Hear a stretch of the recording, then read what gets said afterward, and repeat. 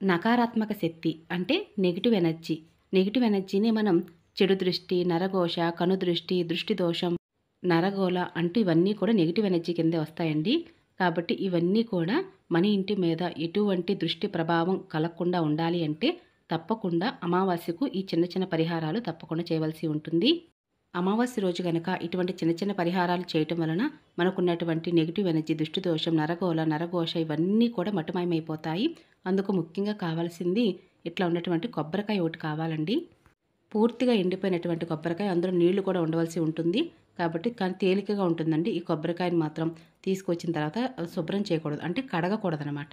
కడగకుండా ఇంటికి తీసుకువచ్చి అలానే ఉంచాలి. ముందు రోజే తెచ్చుకోవాలి. ఈ కొబ్బరికాయకి నిండుగా పసుపు రాసి స్వస్తిక్ అనే గుర్తు వేయవలసి ఉంటుంది. ఇలా వేసిన తర్వాత ఇంటి ప్రధాన గుమ్మమైన సింహద్వారానికి ఉట్టిలో కానీ లేదా ఏదైనా క్లాతులు అయినా వేసి కట్టవలసి ఉంటుంది.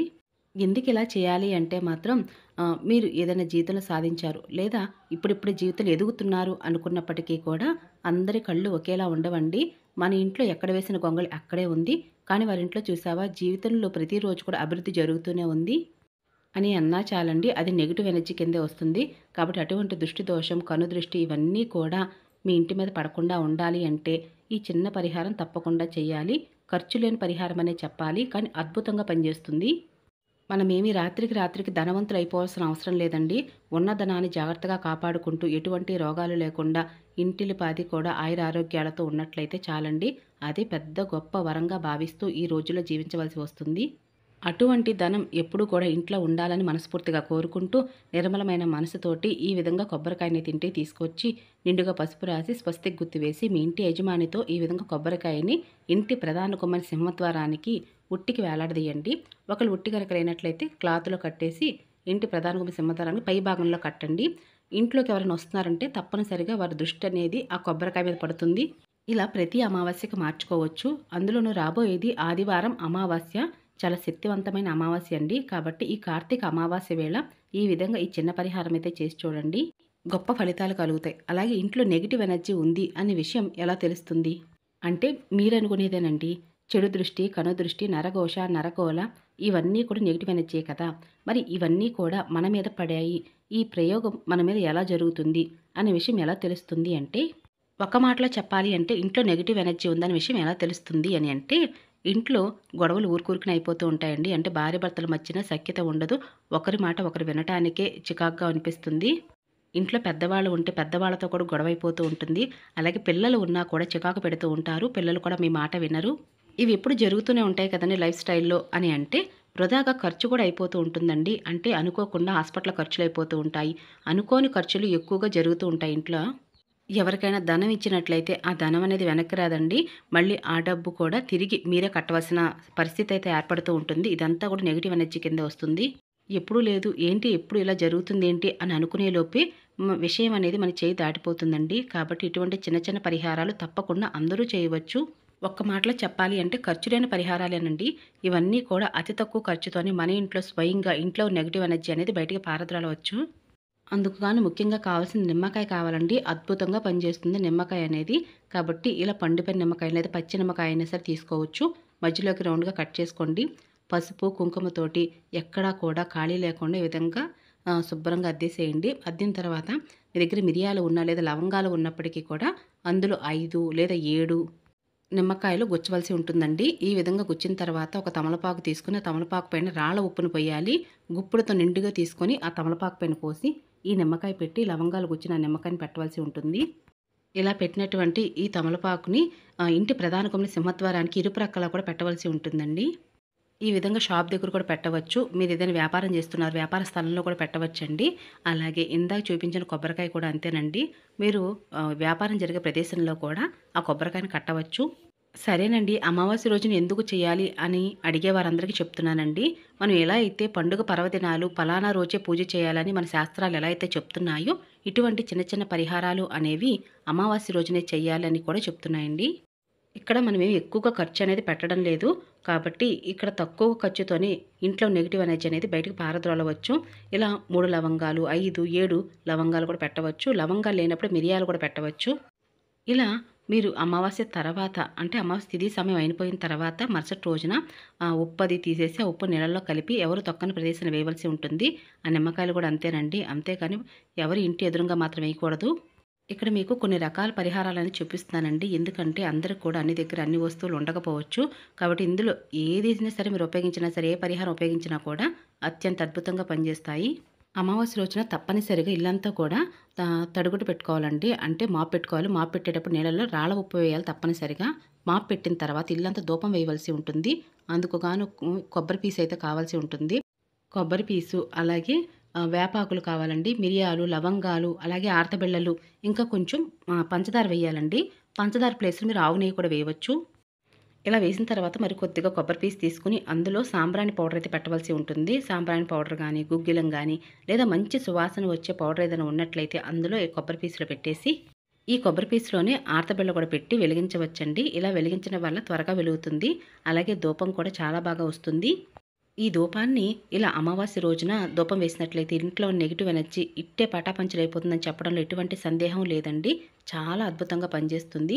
ఈ విధంగా అమావాస్య రోజునే కాకుండా ప్రతి గురువారం వేళ కూడా శుభ్రం చేసి ఇంటిని ఈ విధంగా ధూపం వేయవచ్చు. అలాగే ఆడవాళ్ళకు వచ్చే పీరియడ్ టైం తర్వాత కూడా ఇల్లుని శుభ్రం చేసి ఈ విధంగా ధూపం అయితే వేయవలసి ఉంటుంది. ధూపానికి చాలా ప్రత్యేకత ఉందండి. కాబట్టి మన హిందూ సాంప్రదాయంలో పండుగ పర్వదినాల్లో అయినా సరే ఇల్లంతా ధూపం వేస్తూ ఉంటాము.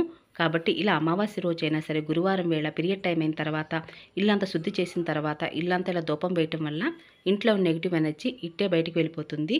ఇంట్లో పాజిటివ్ ఎనర్జీ మాత్రమే ఉండాలండి. మరి పాజిటివ్ ఎనర్జీ ఉంది అనే విషయం ఎలా తెలుస్తుంది? నెగిటివ్ ఎనర్జీ ఉందనే విషయం ఎలా చెప్పారో పాజిటివ్ ఎనర్జీ ఎలా వస్తుంది ఇంట్లోకి అనే విషయం కూడా చెప్పండి అని అడిగినట్లయితే, భార్యాభర్తల మధ్యన ప్రేమానురాగాలు పెంపొందుతూ ఉంటాయి. పిల్లలు మీ మాట వింటారు. పిల్లలు చదువులు అభివృద్ధి చెందుతారు. ఇంట్లో వృధా ఖర్చులు కూడా తగ్గుతూ ఉంటాయండి. కాబట్టి ఇటువంటి విషయాలు బట్టి ఇంట్లో పాజిటివ్ ఎనర్జీ ఉందనే విషయం తెలుసుకోవచ్చు. ఇవన్నీ కూడా చాలా చిన్న చిన్న పరిహారాలేనండి. కానీ అత్యంత అద్భుతంగా పనిచేస్తాయి. ఇవన్నీ నమ్మొచ్చా అని అడిగిన వారందరికి కూడా నేను చెప్పే సమాధానం ఏమిటి అంటే, మంచి, చెడు అనేవి 2 ఎలా ఉంటాయో అలాగే పాజిటివ్ ఎనర్జీ, నెగిటివ్ ఎనర్జీ అనేవి కూడా 2 ఉంటాయండి. కాబట్టి మంచి ఉన్న దగ్గర చెడు ఉంటుంది. చెడు ఉన్న దగ్గర మంచి కూడా ఉంటుంది. జీవితంలో అంటే కుటుంబంలో ఏదైనా చిన్న మంచి జరిగితే ఎంత సంతోషపడిపోతూ ఉంటామో, అలాగే ఏ చిన్న బాధ, కష్టం వచ్చినా కూడా అంతే కృంగిపోతూ ఉంటాం. కష్టం వచ్చిన తర్వాత అయ్యో పాపం అనుకునే కన్నా ఆ కష్టాన్ని రాకుండా మనం చూసుకోవటం చాలా మంచిదండి. అంటే దాన్ని 2 చేతులు పెట్టి ఆపేయగలమా అంటే అలాంటిదేం కాదండి. ఇటువంటి పరిహారం అయితే చేయగలుగుతాము. కాబట్టి ఇక్కడ మీరు చూస్తున్నది మీరు వ్యాపార స్థానంలో అయినా సరే, లేదా ఇంట్లో అయినా సరే ఒక్కసారి చేసి చూడండి. మీ ఇంట్లో నెగిటివ్ ఎనర్జీ ఉందా లేదా అనే విషయం ఇట్టే గమనించవచ్చు. ఇలా గ్లాస్ నీళ్ళు తీసుకొని కొద్దిగా రాళ్ళ ఉప్పు వేసి అందులో నిమ్మపండు వేయవలసి ఉంటుందండి. లేదా పచ్చి నిమ్మకాయనే వేయవచ్చు. ఇలా వెంటనే కిందకి వెళ్ళిపోయి అక్కడే ఉండిపోతుంది చూసారా? ఇంట్లో నెగిటివ్ ఎనర్జీ ఉందని అర్థం. సరేనండి, ఇప్పుడు నెగిటివ్ ఎనర్జీ ఉంది కదా, ఏం చేయాలి అంటే ఇంటి మూలగా అంటే ఏదైనా మీరు తలుపు వెనకాల కానీ లేదా ఇంట్లో ఏదైనా కార్నర్లో బెడ్రూమ్లో అయినా సరే ఈ విధంగా పెట్టి చూడండి. మరుసటి రోజుకి ఆ నిమ్మకాయ కూడా ఉబ్బిపోయి ఉంటుంది. ఆ తర్వాత ఆ నీళ్ళను కానీ ఆ ఉప్పుని కానీ మరి కొన్ని నీళ్లు తీసుకుని అందులో కలిపేసి ఆ తర్వాత మీరు ఎక్కడైనా తొక్కని ప్రదేశంలో వేయవలసి ఉంటుందండి. ఇప్పుడు మేము అపార్ట్మెంట్స్‌లో ఉంటాం. మేము ఎక్కడికి వెళ్తామండి అనుకున్నవారు మీరు మీకు ఇంట్లో ఉన్నటువంటి షింకులో అయితే ఆ నీళ్ళను వంపేసేయండి. నిమ్మకాయని మాత్రం పచ్చని చెట్టు మొదల్లో వేయవలసింది. మీలో చాలామంది ఈ విషయాన్ని గమనించే ఉంటారు. చాలామంది కూడా షాప్స్‌లో అంటే వ్యాపార స్థలంలో ఈ విధంగా పెట్టి ఉంటారు కదండీ! వారందరికీ కూడా ఇటువంటివన్నీ అనుభవాలే. ఇంకా ఇక్కడ మీరు చూస్తున్నది నెగిటివ్ ఎనర్జీ పారదోలడానికి మరొక పరిహారం అండి. ఈ పరిహారం మీ అందరికీ తెలిసిందే. పట్టిక ఇంకా ఎర్రటి క్లాత్ అయితే ఒకటి కావాలి. ఈ పట్టిక కూడా ఇంటికి దృష్టి పోవటం కోసం అని చెప్పి పట్టిక అనేది మనకి మార్కెట్లో అవైలబుల్గా ఉంటుంది. అమావాస్యకు ముందుగానే తెచ్చుకోవాలి. ఈ పట్టిక ప్లేస్లో మీరు గుమ్మడికాయను కూడా పెట్టవచ్చండి. చాలామంది కూడా గుమ్మడికాయని ఎక్కువగా ఇంటి ప్రధాన గుమ్మడి సింహద్వారాన్ని కడుతూ ఉంటారు. మరి అపార్ట్మెంట్స్లో ఉండే వాళ్ళకైతే చాలా వరకు ఇలా కుదరట్లేదండి. అందుకు గాను ఇలా పట్టిక కూడా కట్టవచ్చు. పట్టిక ప్లేస్‌లో గుమ్మడికాయ అయితే ఎలా కడుతున్నామో అదే విధంగా మీరు కలబందను కూడా కట్టవచ్చండి. ఇవన్నీ కూడా నెగిటివ్ ఎనర్జీని అబ్జర్వ్ చేసుకుంటాయి. సంవత్సరం మొత్తంలో మనకి 12 నెలలైతే వస్తాయి కదండీ! ప్రతి నెలలో కూడా అమావాస్య వస్తుంది. అమావాస్యకు కూడా ఒక్కొక్క పరిహారం చేసి చూడండి. తప్పకుండా మీ జీవితంలో అభివృద్ధి అనేది జరుగుతుంది. అలాగే భార్యాభర్తల మధ్యన సఖ్యత కుదురుతుంది. పిల్లలు కూడా బాగా చదువుకుంటారు. మీ మాట వింటారు. అలాగే పెద్దవాళ్ళకి మీకు కూడా మంచి సఖ్యత అనేది కుదురుతుంది. ఇవన్నీ మేము ఎప్పుడో చేసేసామండి. మాకు ఇవన్నీ ఎప్పుడో తెలుసు. మా పెద్దవాళ్ళు ఎప్పుడూ చేస్తూనే ఉంటారు అంటే వారెందుకు చేస్తున్నారండి? వారందరూ కూడా ఇటువంటి మంచి సూచనలు ఇంట్లో జరగాలనే కదా! కాబట్టి అందరూ కూడా ఈ విషయాన్ని గమనించి ఇటువంటి చిన్న చిన్న పరిహారాలైతే చేసి చూడండి. ఈ చిన్న పరిహారాల వల్ల ఎక్కువగా ఖర్చు కూడా కాదు. అలాగే మీకొచ్చే నష్టం కూడా ఏమీ లేదండి. కాబట్టి మంచి జరుగుతుందనే విషయం మాత్రం మీ అందరికి తెలియచేస్తున్నాను. మీలో చాలామంది కూడా మంచిగా ఎలా అయితే ఆలోచిస్తారో మరి కొంతమంది మరొక రకంగా ఆలోచిస్తూ ఉంటారు కదండీ! వారందరికి కూడా నేను చెప్పేది ఏమిటి అంటే ఇక్కడ మీకు చూపించేవన్నీ కూడా చాలా తక్కువ ఖర్చుతో కూడుకున్నవే. ఖర్చు లేని పరిహారాలు అందరూ చేయటం వల్ల వారి జీవితంలో అనుకున్న స్థాయికి చేరుతారనేది నా ఉద్దేశము. ఇక్కడ చూపిస్తున్న ఏ పరిహారం అయినా సరే మీరు చేయవచ్చండి. ఈ పరిహారాన్నే చెయ్యండి అని మాత్రం నేను చెప్పను. కాబట్టి ఏ పరిహారం కుదిరినా కూడా ఆ పరిహారాన్ని ప్రతి నెలలో కూడా చేస్తూ ఉండండి. అలాగే ఇక్కడ మీరు చూస్తున్నారు కదండీ! ఒక గాజు బౌల్ తీసుకోండి. రాళ్ళ ఉప్పును పోయండి నిండుగా. ఆ పైన లవంగాలు గానీ, మిరియాలు గానీ పెట్టవచ్చు. అలాగే ఈ మిరియాలు కూడా కొన్ని లెక్కగా ఉంటాయండి. ఎన్ని పడితే అన్ని పెట్టకూడదు. అంటే బేస్ సంఖ్యలో మాత్రమే ఈ లవంగాలు పెట్టవలసి ఉంటుందండి. కాబట్టి ఇక్కడ మీరు చూస్తున్నారు కదా! 7 లవంగాలైతే తీసుకున్నాను. ఇంకా ఎక్కువ లవంగాలు మనం పెట్టవచ్చా అంటే పెట్టవచ్చండి. కానీ బేస్ సంఖ్య వచ్చేలా పెట్టాలండి. ఈ బౌల్ కూడా మీరు వ్యాపారం జరిగే స్థలంలో లేదా ఇంట్లోనే ఒక కార్నర్‌లో పెట్టవలసి ఉంటుందండి. రాత్రి పెట్టి ఉదయం తీయవచ్చు. అమావాస్య రోజు చేయవలసిన పరిహారము. ఇలా చిన్న చిన్న పరిహారాలు చేయటం వల్ల జీవితంలో ఎంతో అభివృద్ధి అనేది జరుగుతుందండి. అలాగే వ్యాపార స్థలంలో అభివృద్ధి కూడా జరుగుతుంది. వ్యాపారం కూడా చక్కగా జరుగుతూ ఉంటుంది. ఇక్కడ మీరు చూపిస్తున్నట్టు అమావాస్య పరిహారాలు ఏది బెస్ట్ అండి అని అడిగినట్లయితే ఒక మనిషికి రోగం వచ్చిన తర్వాత ఆయా రోగానికి తగ్గట్టుగా టాబ్లెట్ అయితే వేసుకుంటే మాత్రమే ఆ మనిషికి రోగం అనేది తగ్గుతూ ఉంటుంది. అలాగే మన ఇంట్లో ఉండే పరిస్థితిని బట్టి ఇక్కడ మీరు చూసి చేసుకుని ఏదైనా ఒక పరిహారం అయితే చేయవచ్చు.